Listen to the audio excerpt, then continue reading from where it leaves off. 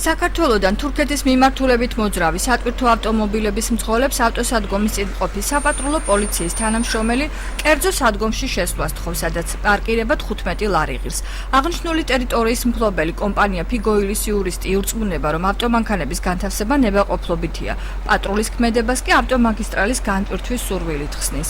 გზის დატვირთვის შესაბამისად გზის მოძრაობა როცა თავისუფალია პატრული აწვდის ინფორმაციას და ხდება გასვლა იმის საბაჟოს მიმართულებით. მძღოლთა ნაწილი ადასტურებს, რომ ისინი ავტოსადგომზე საპატრულო პოლიციის დაჟინებული მითითების შემდეგ გადადიან. წინააღმდეგ შემთხვევაში მათ გზის გაგრძელების უფლებას არ აძლევენ.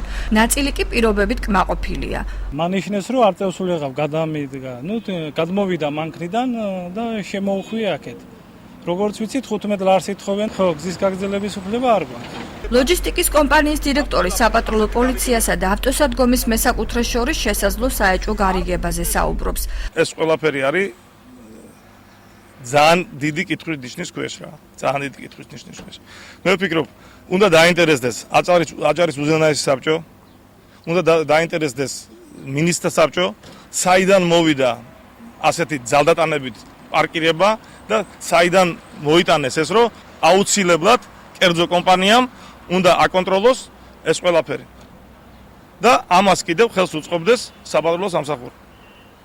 ეს არის, მე ვფიქრობ, ძალიან დიდი უკანონობა.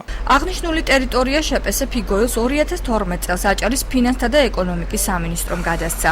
ფირმის იურისტის განცხადებით, მოცემულ ადგილზე პარკირების მოწყობით მძღოლებს კომფორტული მგზავრობის საშუალება მიეცათ.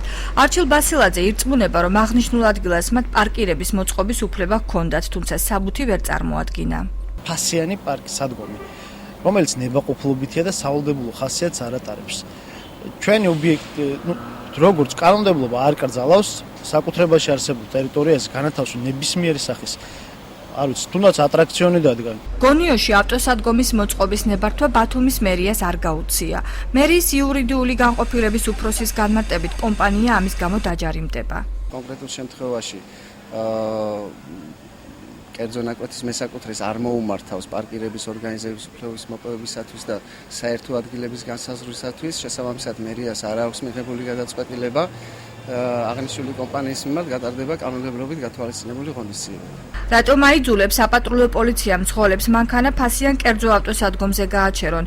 ამ კითხვაზე შინაგან საქმეთა სამინისტროში აცხადებენ, რომ საპატრულო პოლიცია ზაფხულის სეზონზე გზის განტვირთვას ცდილობს.